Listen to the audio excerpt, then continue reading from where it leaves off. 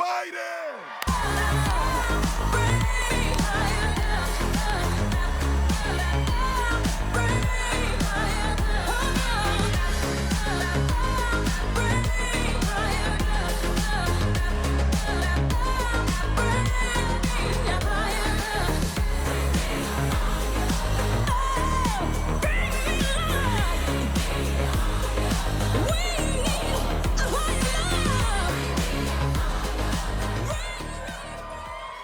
Hello, Nevada!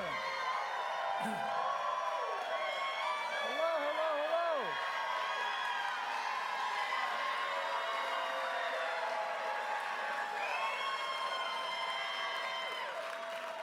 What a great crowd. Melvin, thank you for that introduction. And thank you, Congressman Stephen Horsford, a great friend and incredible leader of the Congressional Black Caucus. Where is he? There he is. Well, you know, he's been a key player in all this progress we're making. And so is Dana Titus. Where's Congressman Titus? There she is. And Senator Jackie Rosen. There you are, Jackie. All right. Oh, let's be clear. We need to re-elect Jackie. It's critical. So I'll start with the simplest message. From the bottom of my heart, thank you, thank you, thank you. You all are the reason why I'm President of the United States of America. You're the reason. No, you're the reason Kamala Harris is historic vice president.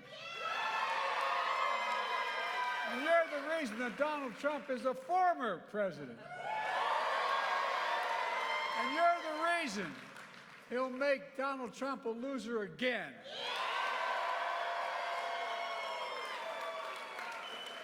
In 2020, I ran because I thought everything this country stood for, everything we believed in, everything that made America, America was at risk. I think people thought that maybe I was being hyperbolic about that. They'd say, Joe, what do you mean our democracy's at risk? What do you mean we're in a battle for the soul of America? Well, they may not understood it, but the people understood it. They don't say that anymore. Just think back to the mess Donald Trump left this country in. The pandemic was raging. The economy was reeling. And look how far we've come because of you. We've vaccinated America to get through a pandemic. We created a record 15 million new jobs in getting this economy strong, more than any president has in 4 years. And right here in Nevada, 285,000 new jobs. Nationwide, black small businesses are starting up at a faster rate of any time in 30 years. Latino small businesses are starting up at the fastest rate in over a decade. We passed the American Rescue Plan, which put $1,400 into people's pockets. And on top of that, they got a $300 check per child, per family, per month for hardworking families. Over 380,000 families in Nevada benefited until our friends on the other side wiped it out. You know, nationwide, that's the thousands of dollars that people put in their pockets to be able to get through a real crisis. That cut black child poverty in half. It cut Latino child poverty by 43%.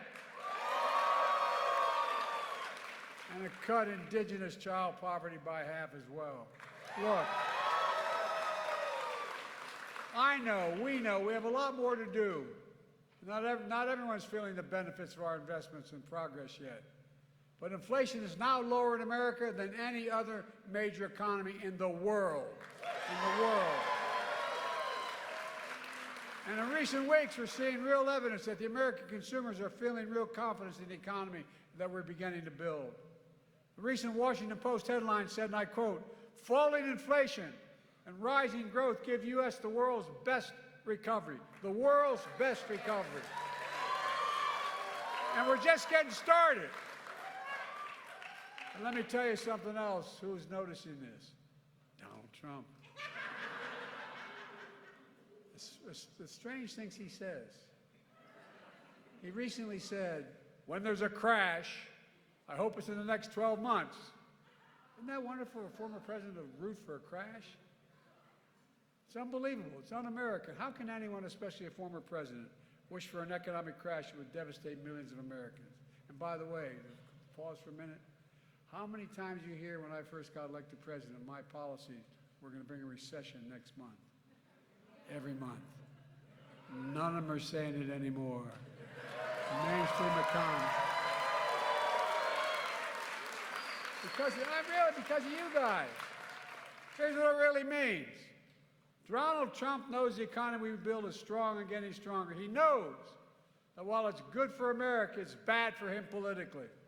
Trump also said, the one president he doesn't want to be like was Herbert Hoover. Donald, I got bad news for you, pal. It's too late. You're one of only two presidents in American history, you and Herbert Hoover, who left office with fewer jobs than when you took office. Herbert Hoover, yes. Donald Herbert Hoover Trump. Look, when I got elected, I've been working my whole career as a senator, long back with my old buddy Harry Reid and others, trying to get big pharma, the pharmaceutical companies, to start to play at no level. And we have to beat them. They charge extraordinary prices, charging more for prescription drugs here in America than anywhere else in the entire world, made by the same drug company. You have a prescription for anything, take it to a local drugstore. I promise you, if I put you on a plane and took you to Toronto or Paris or Berlin or anywhere in Europe, you can buy that same drug, that same prescription, for somewhere between 40 and 60% less. We said we'd beat them, and we did. Insulin, $35 a month for insulin for seniors on diabetes instead of $400 a month or more. We're also capping the cost of prescription drugs at $2,000 a year for seniors, even for expensive drugs like cancer drugs that cost $10,000, $12,000, $15,000 a year. Because of the progress we're making so far, 143,000 Nevadans will begin to save an average of $434 a year on prescription drugs. And folks, I promise you, I'm just getting started. Our actions not only save patients thousands of dollars, they save taxpayers billions of dollars. You know, Medicare pays for these drugs that go out there being overcharged. Guess what it's saving the American taxpayer, what we've done so far? $160 billion that taxpayers don't have to pay to Medicare to give to these companies. Republicans say they're concerned about the deficit. Give me a break. Give me a break. We've tried to make it $35 a month for everyone, not just seniors, but Republicans blocked us. And with your vote in 2024, we're going to make it happen for everyone in America, not just seniors. I promise you. And that will reduce the deficit by even more. Look, I promised we'd help eliminate the accumulated student debt that millions of Americans carried during the economic pandemic and beyond. The Supreme Court of the United States blocked me, but they didn't stop me. I found another way to help more than 3,700,000 people with $130 billion in relief and counting. There were several existing programs that the bureaucracy wasn't pushing, including one called public servants, like teachers, firefighters, public servants. So I fixed the program, deliver relief for public servants, teachers, nurses, firefighters, social workers, and so on. And guess what? Some of you are getting notices right now. You're going to get another student cut. And this time you're going to not have any doubt about who said it to you. It's going to have my name on it, Biden. No, I mean it. Because we got another $25 billion a year. And guess what? It's not only a good thing to do, it grows the economy. It grows the economy. It's not costing people. Guess what? When you're able to eliminate that, how many of you have had the student debt eliminated? Well, some of you had student debt eliminated for over $100,000. Well, guess what? It changes everything. You're able to go out and buy your first home. You're able to go out and buy your first automobile, maybe. You're able to go out and see to it that you have an opportunity to build that business you wanted. I kept my promise as well to appoint the first black woman to the United States Supreme Court. Her name is Justice Ketanji Brown Jackson. And by the way, she's smarter than the rest of these guys. And by the way, I've appointed more black women to the federal courts of appeals than every other president in American history combined.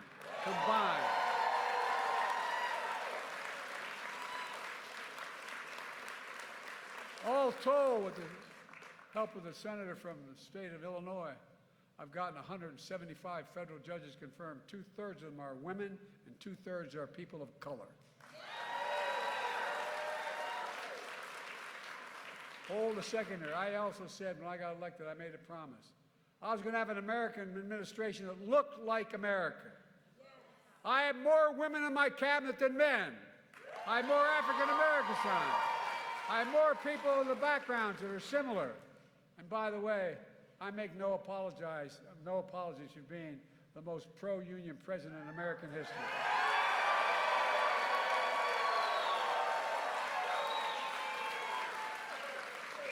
I say one more thing. I also said that I asked the Treasury Department to do a study with raising the wages of union members, which I fought like hell to have happen. It's happening. And the unions are more popular now than they've been in generations. I said, what's the effect of that? It raises everybody's wages. Everything raises. Because guess what? When you're making more money for the job you're doing, you're the best workers. We have the best workers in America, in the world. Look, remember those little computer chips that we invented those suckers, about the size of the end of a fingertip? Guess what? You need 300 of them to build an automobile. You need them for cell phones. You need them for all kinds of things. And we had lost that market. We had lost that market completely. So I got in a plane and I flew to South Korea. They said, what the hell are you doing to South Korea? Well, they are a major manufacturer of chips. I sat down with their president and with Samsung. I said, come and invest in America. Because guess what?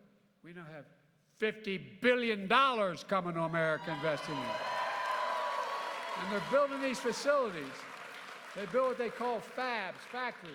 They're great big, look like gigantic football fields underneath a roof. Guess what? You know what the average salary in those is? And you don't need a college degree?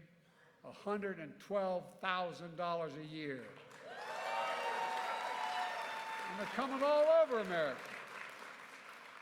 And thanks to what we call the bipartisan infrastructure law, is a fancy way of saying we're building a hell of a lot.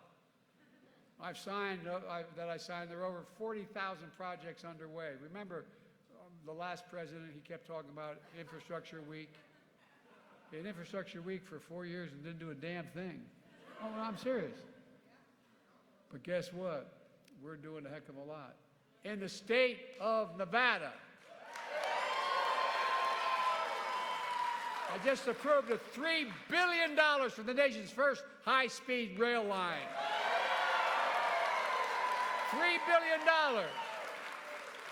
It's going to take you from here to Las Vegas, from Las Vegas to Los Angeles in 2 hours by train instead of 4 hours by car. At 186 miles an hour, also reduce carbon emissions. It will take 3 million vehicles off the road, helping the air quality. And it's going to create 35,000 jobs during construction, 10,000 union jobs building trades, carpenters, electricians, iron workers, laborers, and more. And jobs now and jobs beyond, and generating significant economic growth from Nevada to California. That includes transforming California with another high-speed rail line coming down from the south, going through the central part of the state. Guess what? That train's going to go 220 miles an hour. Things are changing, folks. We have to get with the rest of the world. We're the best, we're the most innovative country in the world. What the hell have we been doing? No, I'm serious. Think about it. And look, just like Franklin Roosevelt signed the Rural Electrification Act back in the 30s, He provided electricity for every home and farm because it was necessary. Electricity was the new need, and rural areas and poor folks couldn't afford it. So he signed the Rural Electrification Act. Well, we're bringing high-speed internet everywhere in America. Because internet today is just as essential doing business as electricity was then. So far, that includes nearly 270,000 households across Nevada are paying less than $30 a month now for internet, instead of 2 to 3 times that amount. So children can do their homework, businesses are able to thrive, farmers and ranchers can know when the best time to sell their product is. And by the way, we're ripping out every poisonous lead pipe in America, so every child, not a joke, so every child can turn on a faucet and drink clear water without worrying about brain damage. And guess what? It's creating thousands of good union jobs. And the one state I don't have to talk about gun violence in is here. I've been hearing the tragic times that occurred here in this state.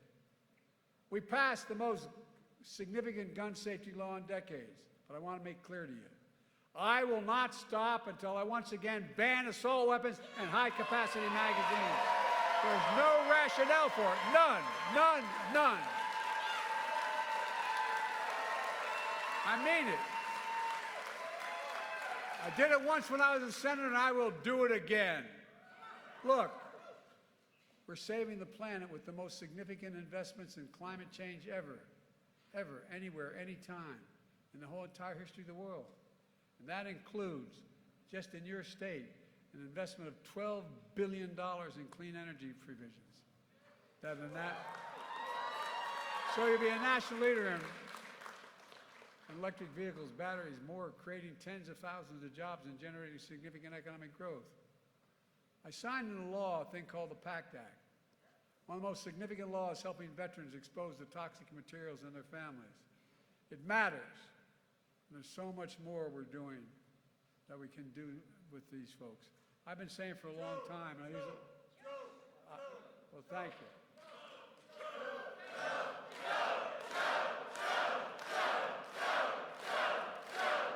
Folks, thank you. I've been saying for a long time, America has many obligations, but only one sacred obligation: to equip those we send into harm's way and to care for them and their families when they come home. It's a sacred obligation.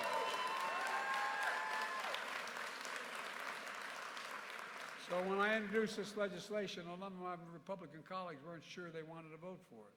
But guess what? I also included, from my generation, Agent Orange. How many people in the Vietnam generation at Agent Orange come down upon their heads, but they couldn't prove without a doubt that whatever their ailment was because of Agent Orange? Well, guess what? What it should have been is what it is now, the same way with burn pits. The burn pits out there where they burn, these pits are of the size of a football field, 10 feet deep, 40 yards wide, almost 100 yards long. And guess what? They burn everything in there, from jet fuel to body to everything, all contaminated waste. And it generates, just like you saw what happened to those 9/11 firefighters. They all came out with cancer, many of them because of the smoke they were inhaling. Well, the same thing happened. Matter of fact, I had a son who was the Attorney General of the state of Delaware. And he should be here, not me. And guess what? He volunteered. He was Attorney General. He gave up his active Attorney General. He said, I'm going with my National Guard unit, because they were going to go to Iraq. And he spent a year there. I was in and out of Iraq and Afghanistan over 19 times. And his hooch, where he slept, was only about 200 yards, maybe more, maybe 400 yards from where he slept, breathing in that air for years. He came home with stage 4 glioblastoma, a brain cancer that there's no cure for. And he died. And he died. The idea that he'd have to prove it was because of that is bizarre. And guess what? Now, anyone who's exposed to these burn pits, anyone who can demonstrate they were there, if they come down with the disease, it's covered. And if they and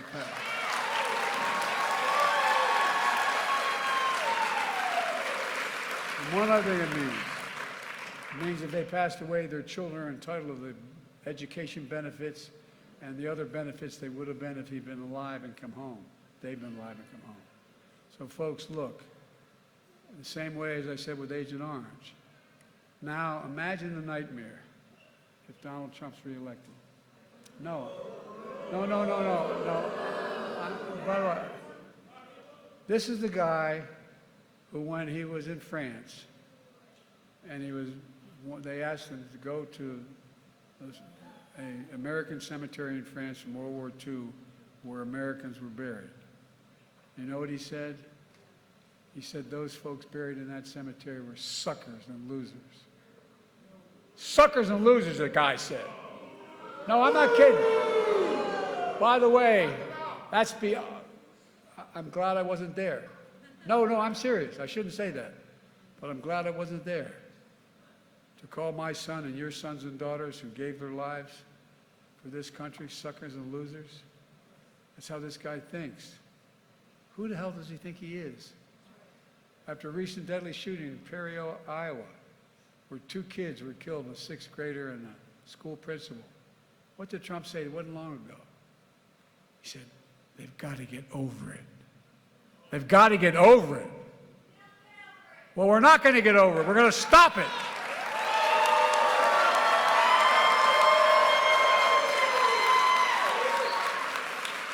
And now Trump from the beginning, by the way, you all know there's no climate problems, right? I mean, think about it. Think about it. All kidding aside, think about it. This guy's denying we have a problem with climate. This guy's saying his MAGA Republican friends want to repeal the historic climate legislation that got passed.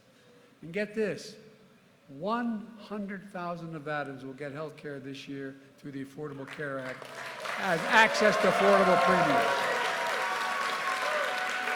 But after trying and failing more than 60 times, Trump and his MAGA Republican friends are promising to get rid of the Affordable Act again if they get elected. By the way, it's the only reason why people all over this country have the protections for pre-existing conditions. They're going to take it away. I don't know what they're thinking. I don't know what they're thinking. I really mean it.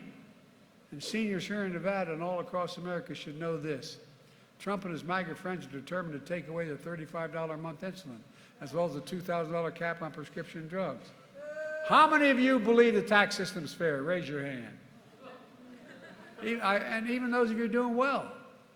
We made progress making sure the biggest corporations pay their fair share by paying a minimum 15%, just 15%. That paid for all the programs I'm talking about so far.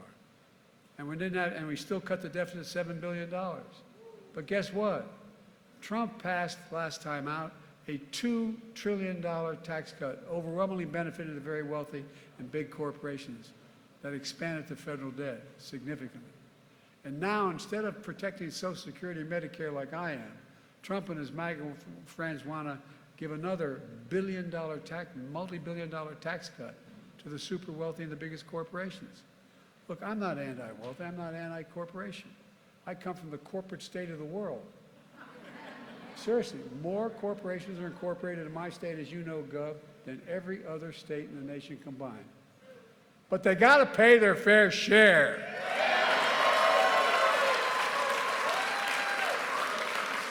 I'm serious. Think about it. Look, folks, before the pandemic, there were 48, or maybe roughly 750 billionaires in America. Now there are 1,000. You know what their average tax rate they pay, the federal tax rate? 8.2%. Anybody wouldn't change that for that tax rate? Yeah. Well, let me tell you something. If, in fact, they paid their fair share, over the next 10 years, it'd be $400 billion in new income coming in. We could take care of all these problems. We could have daycare for all kids. We could increase economic growth even more, et cetera. But Trump and his MAGA friends are determined to take away that opportunity. But if you re-elect me, I tell you what, man, hang on taxes. And I promise, not anybody making less than 400 grand would have 1 penny in federal taxes raised. I kept that promise in the beginning. I haven't made it, and I will not break it again. And look,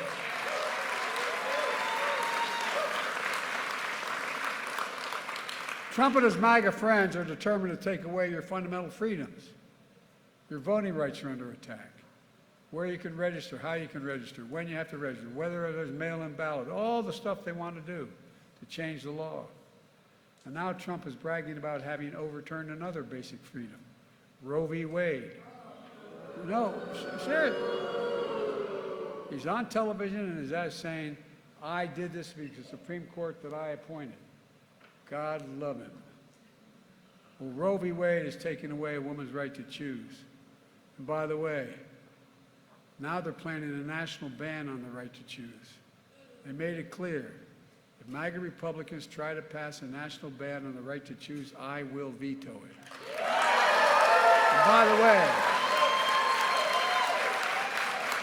Kamala's doing an incredible job going around the country making this case. And here's the deal, folks. Here's the deal.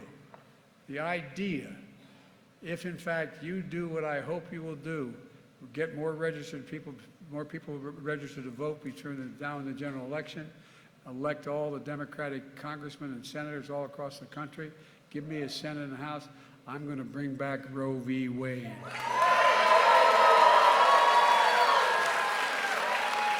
by the way, I love how Trump is now saying Biden's for abortion on demand. Not true. That's not what Roe v. Wade said. They said there are 3 trimesters and how it worked. Let me close with this. Look, Trump and his MAGA friends are dividing us, not uniting us, dragging us back to the past, not leading us to the future, refusing to accept the results of legitimate elections, and seeking, as Trump says, to terminate, his words, terminate elements of the U.S. Constitution. And you tell me democracy is not at risk? Embracing political violence. Never since the Civil War has any president engaged in or said of political violence was ever appropriate. Political violence in America. Calling January 6th insurrections, you know what he calls them? Patriots. Well, no, I mean, think about this. People have pled guilty. You know, right after I was elected, I went to what they call a G7 meeting, all the NATO leaders. It was in the south of England. And I sat down and I said, America's back. And Mitterrand from France looked at me and said, you know, how long are you back for? And I looked at him, and the Chancellor of Germany said, what would you say, Mr. President, if you picked up the paper tomorrow in the London Times, and the London Times said, 1,000 people break through the House of Commons, break down the doors, 2 bobbies are killed in order to stop the election of the Prime Minister. What would you say? I never thought about it from that perspective. What would we say if that happened in another democracy around the world? Well, the whole world watched. The whole world watched. And what's going on? Well, guess what? It's not going to happen. You know what's going to happen if he loses. He's going to lose. You know, this guy has an interesting vocabulary. He calls immigrants vermin who poison the blood of the nation. No. It's hard to make this up. He says they threaten our very democracy. He said, folks, we must make clear where we stand. Well, we have to make sure we stand for the truth and we'll defeat the lies. We must make it clear that in America, just like all of you do in Nevada, we still believe in honesty, decency, dignity, respect.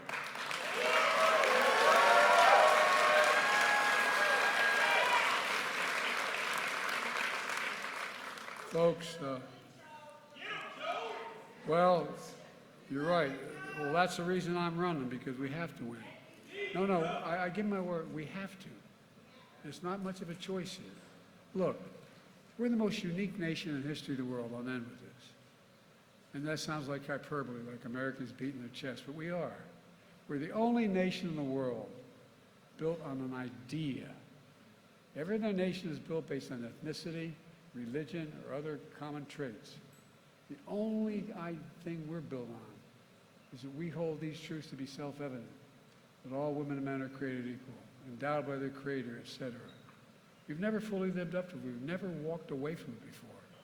We leave nobody behind in America. We believe everyone deserves a fair shot, just a fair shot. My dad used to say, and he'd say at the dinner table, my dad was a well-read guy who didn't get to go to college because of the war, but he'd come home before he went back to close the business he was manager of. And we'd have a conversation and incidentally eat. And he'd look and he'd say, many times, Joe, remember, a job is about a lot more than a paycheck. It's about your dignity. It's about respect. It's about your place in the community. It's about being able to look your child in the eye and say, honey, it's going to be okay. He meant it. We don't give hate any safe harbor in America. We believe in America. We know what the stakes are. We must keep the White House and keep the Senate by re-electing Jackie Rosen.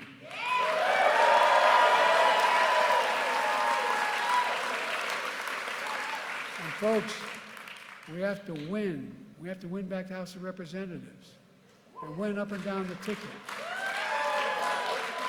And state and locally. That's why we have to get more people to register to vote after this primary. To do that in the primary. Anybody wondering, tell them where they vote. Go to iwillvote.com. And here in Nevada, you'll know you'll be given exactly where you vote. We have to organize, mobilize, vote. When we do that, we'll be able to look back and say something few generations will have ever been able to say. When American democracy was at risk, like it is now, you all saved it. Yeah. I mean it. You just have to remember who we are. We're the United States of America. And there's nothing beyond our capacity when we act together.